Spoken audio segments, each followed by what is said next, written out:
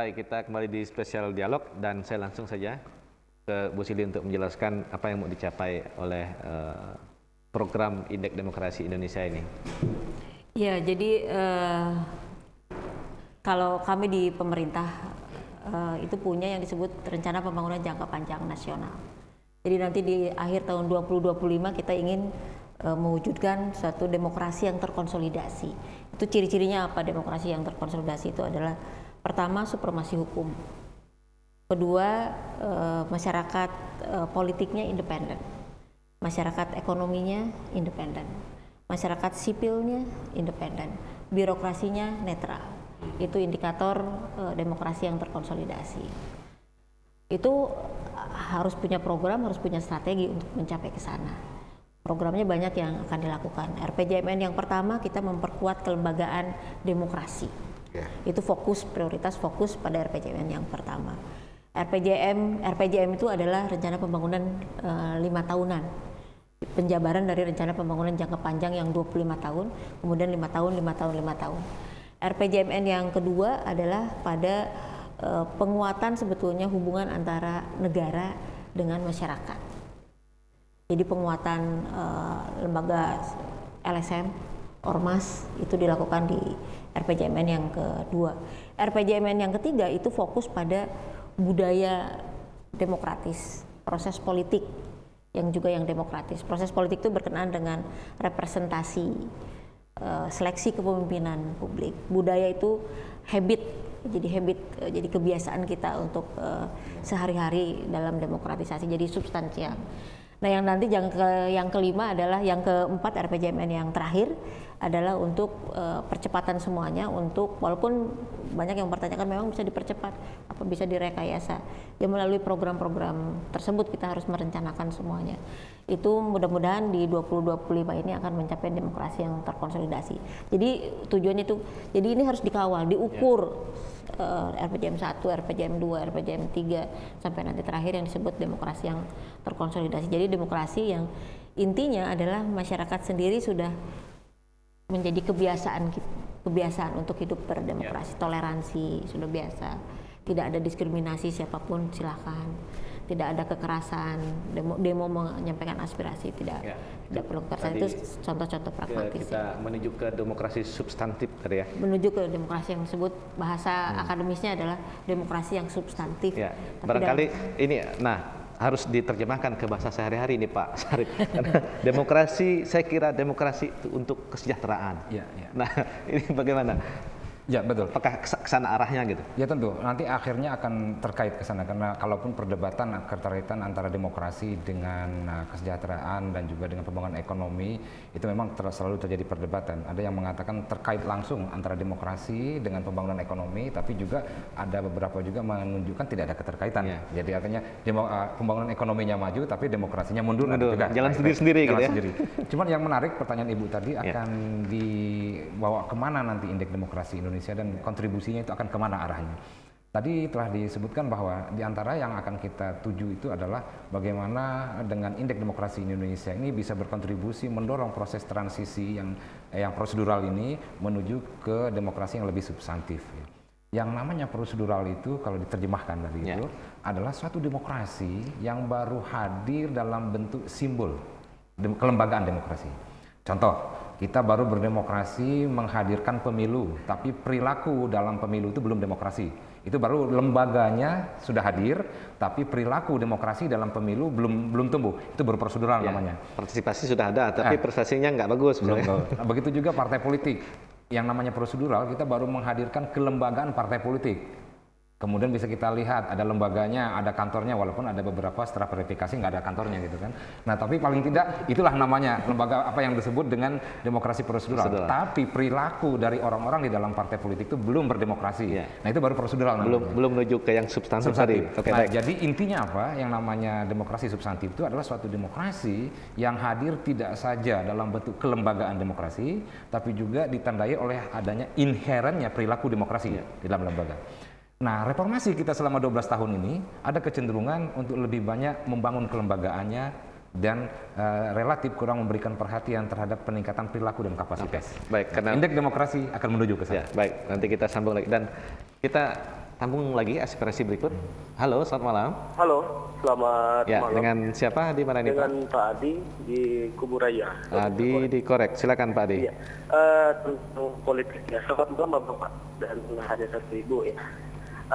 Terus terang Pak Adi juga masyarakat awam ya, tidak tahu banyak tentang politik juga. Tapi ada membaca juga bahwa politik kita belum ke arah yang lebih baik ya. Artinya fluktuatif, turun naik ya. Ini gaya berpolitik yang ada di negara kita. Terus yang saya amati juga gaya berpolitik yang ada di Indonesia itu ada politik salah satu agama, ada agama mayoritas gitu ya. Terus ada politik etnik dan ada politik modern. Itu gaya berpolitik yang ada di Indonesia. Terus pertanyaan dari Pak Adi, kira-kira gaya berpolitik yang ada di Kalimantan khususnya, ini kira-kira jangka tahun berapa ini akan gaya politik seperti kayaknya di negara maju gitu, kalau bisa. Karena lepas dari etnik, agama, karena ini sangat kental sekali budaya politik kedua politik ini. Antara agama dan etnik. Ya, seperti kita lihat Aceh saja akan mengerahkan massa katanya. Pak Aceh Fikri yang ada di Garut. Karena ini tidak bisa terlepaskan daripada etnik dan agama seperti itu. Ya, terima kasih atas jawabannya. Selamat malam. Ya, Pak Adi, saya kira Pak Sekda duluan menjawab karena ini menyangkut bagaimana politik kita ke depan, apakah masih ada politik etnis, politik agama. Kan ini juga Indonesia juga ya, masih ada misalnya ini ada giumnya begini Pak Syarif, Bu Sili. Kalau bukan orang Jawa sulit untuk jadi presiden misalnya. Masih banyak seperti itu. Di sini kan model-modelnya begitu, politik etnis juga atau politik agama masih berkembang. Ini bagaimana untuk kondisi kita di sini? Memang basically pada dasarnya kan demokrasi itu is majority ya. Tetapi saya juga tidak terlalu yakin bahwa mayoritas itu selalu mutlak memimpin atau mengungguli sesuatu. Bisa saja yang mayoritas itu kalah oleh minoritas karena minoritas punya program dan visi misi yang lebih diterima secara masif oleh banyak orang. Nah itu juga dipengaruhi oleh figur, oleh juga faktor kelembagaan, dan saya pikir banyak lagi faktor lain menyangkut strategi, marketing dan seterusnya.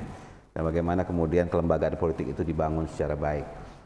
Nah, kita harus optimis bahwa Indonesia ini ke depan, khususnya Kalimantan Barat, itu akan menjadi negara yang jauh lebih baik dan lebih besar. Tentu pertama, saya ingin mengajak seluruh saudara-saudara saya di Kalbar, tidak hanya melihat Kalbar itu secara inward looking, ya. Tapi kita juga perlu lihat Kalbar itu dari pandangan yang outward looking. Artinya setelah Kalbar kita bandingkan, ya, dengan beberapa provinsi lain di Indonesia, buktinya hasil indeks demokrasi Indonesia hari ini, kita tuh punya positioning hak-hak sipil kita, kebebasan sipil kita itu nomor 3 terbaik nasional. Nah, jadi ada sebuah harapan yang besar yang bisa kita bangun di Kalimantan Barat ini untuk melakukan sebuah proses demokrasi yang bermartabat, yang civilized ya, dan juga yang maju.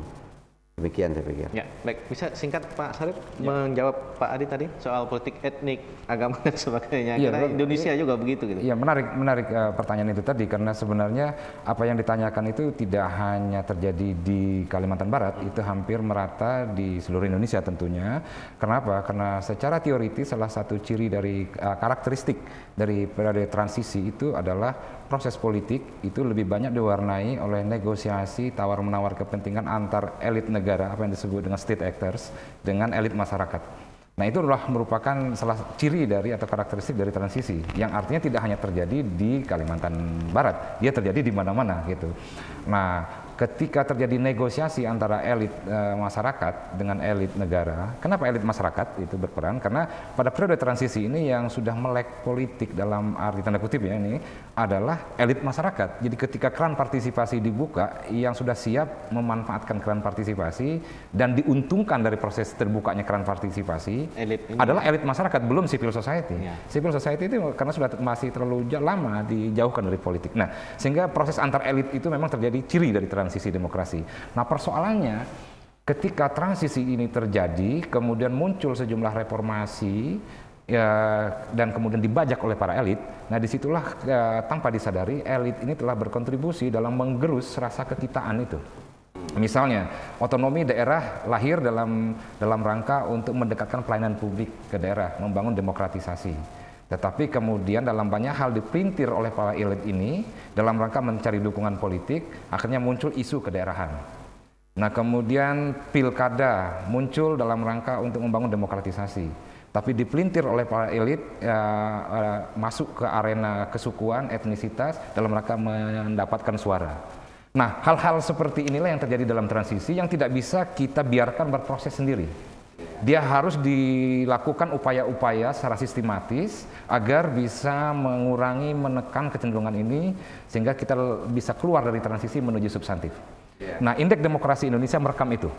Nah, artinya menggambarkan itu setiap tahun di 33 provinsi, menggambarkan bagaimana potret itu, dan kemudian pada saat yang sama dia juga menyodorkan, mendorong agar dilakukan aksi, kegiatan, namanya program, untuk bisa mengurangi kecenderungan itu. Ya, Bu Sili, apakah nanti dari ID ini akan ada program khusus gitu untuk tadi mengurangi persoalan-persoalan yang kita bahas ini, terutama kita memang tidak bisa serta-merta kita mengurangi politik etnis, agama dan sebagainya, tapi ada tidak program yang memang untuk mendukung.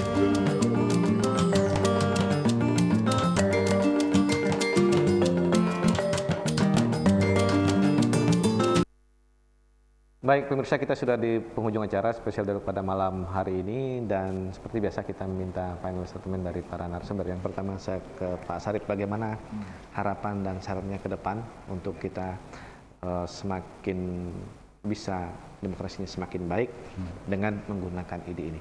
Baik, yang terakhir adalah yang paling penting adalah ID ini memang suatu produk baru.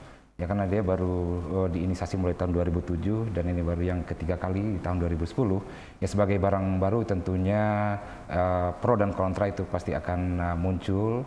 Tetapi ini yang paling penting harus kita garis bawahi adalah pro dan kontra itu wajar-wajar saja sebagai suatu proses untuk membangun rasa cinta terhadap Indeks Demokrasi Indonesia yang akhirnya nanti akan menumbuhkan rasa sayang terhadap Indeks Demokrasi Indonesia ini.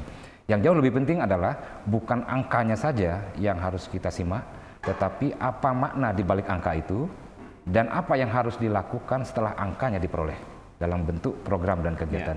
Dan disitulah kegiatan yang real akan berkontribusi terhadap perbaikan demokrasi. Jadi angka itu hanya menyodorkan potret yang akan langsung membantu untuk mengembangkan demokrasi di tingkat lokal, itu bukan angkanya, tetapi tindakan, kegiatan, aksi setelah angka itu dilahirkan itu dalam bentuk program. Pokja gitu ya. Pokja. Bu Sili, ada yang masih perlu diperbaiki dari aspek-aspek ide ini atau sudah cukup final dan bisa kita terapkan dengan Iya, jadi kita setiap tahun sebetulnya melihat kembali gitu ya kan, karena ternyata dinamika yang berkembang di masyarakat itu, praktek-praktek demokrasi itu ternyata dari tahun ke tahun tuh berbeda-beda. Misalnya demonstrasi yang saya sering guyonan saja gitu ya, sekarang ini kok ada demo tahun 2010 gitu ya, hampir rata di seluruh Indonesia itu menanam pohon pisang di tengah jalan. Cara demonya itu begitu. Tahun 2009 tidak banyak ditemukan hal itu, tapi tahun 2010 bentuk-bentuk praktek-praktek yang hal seperti itu terjadi, itu yang mengganggu publik. Kita selalu melihat ini bagaimana ini dibahas terus-menerus, jadi modus-modusnya kan berubah. Nah, ini kita harus tetap konsisten dengan apa yang kita rumuskan. Nah, ini paling tidak, tapi setiap tahun kita lihat, nah ini paling tidak kita akan review nanti mungkin pada tahun 2014 untuk melihat, karena bisa saja berubah, karena misalnya Human Development Index pun kan berubah juga gitu ya sekarang. Jadi ini pun ya kita harus responsif terhadap hal-hal yang mungkin, tapi nanti 2014 kita akan review. Untuk sementara ini kita masih menggunakan indeks yang sama sampai dengan tahun 2014. Baik, Pak Sekda, saran dan harapannya? Iya, pertama kita ingin katakan kepada seluruh masyarakat Kalbar bahwa demokrasi itu harus terus berlanjut, maksud itu. Kemudian kita juga berharap adanya persamaan hak ya, khususnya bagi kaum perempuan itu dalam berbagai institusi politik. Kemudian yang ketiga, saya juga ingin ingatkan bahwa ekonomi itu tumbuh berkembang bila hukum dan kebebasan juga ditegakkan. Kemudian juga memperoleh informasi itu juga menjadi suatu yang harus dihormati, secara terbuka. Dan saya juga ingin mengingatkan kita, khususnya Kalimantan Barat ini, karena kita punya keunikan memiliki wilayah yang berbatasan langsung dengan negara luar, maka kawasan perbatasan ini perlu kita jaga secara bersama dari kemungkinan-kemungkinan adanya kejahatan-kejahatan yang sifatnya transnasional, karena dia bisa mengancam ya kehidupan berdemokrasi di Indonesia. Oleh karena itu kita perlu bersama-sama membangun, istilah saya itu deklarasi demokrasi. Deklarasi demokrasi ini harus kita terus gaungkan.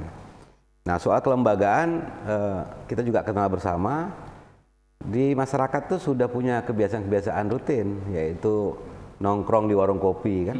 Nah, tinggal bagaimana warung kopi ini dilembagakan menjadi sebuah wahana ataupun media berdemokrasi yang baik di masyarakat. Saluran demokrasi sudah salurannya baik, sudah baik kan. Nah, tinggal dilembagakan, kemudian dikelola sehingga saluran itu efektif. Ya, mungkin demikian dari saya. Ya. Baik, terima kasih Pak Sekda, Ibu Sili dan Pak Sarip. Mudah-mudahan apa yang kita dialogkan pada malam hari ini betul-betul bermanfaat. Demokrasi memang bukan tujuan akhir, tetapi demokrasi bisa menuju masyarakat untuk semakin lebih sejahtera. Dan pemirsa, kami mohon maaf jika ada aspirasi Anda yang tidak tertampung. Demikian spesial dialog kita pada malam hari ini. Kami mengucapkan terima kasih atas kebersamaan Anda. Selamat malam dan sampai jumpa.